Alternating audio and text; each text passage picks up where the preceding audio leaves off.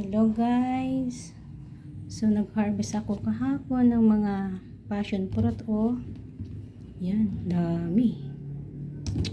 Yan, nakakuha ko ng sa tanim ko din papaya. And then nangwa ko rin ng talbos ng kamote.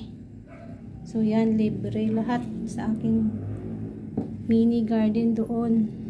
So diba, marami ka ng makukonsumo. At yung iba tinatago ko sa sa rep. So ginujuice ko yung passion fruit. So yan, nakapack na siya. So anytime pwede ko siyang inumin, pupunin ko lang dito. So pure ito, walang halo na tubig. So pure na passion fruit. So ito, this is tawag nito yung hibiscus cranberry. So ginawa ko rin yung juice. So yan. Yan na guys, kumukulo na yung tubig ko.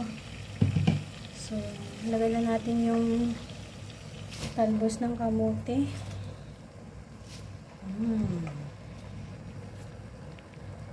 So haluin natin para ito siya. Mabilis lang ito guys. Para siyang lang. So bakit ako nagluluto dito sa rice cooker? Kasi bawal magluto dito na may apoy. So pwede magluto basta sa rice cooker lang. Yan. Yan. So, takpan natin na a few seconds.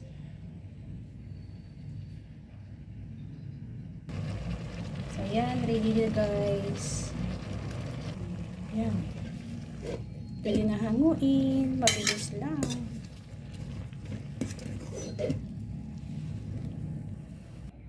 So, ito na guys. Pwede na siyang kainin.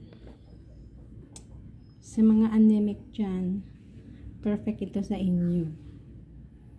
So, that's it. Bye!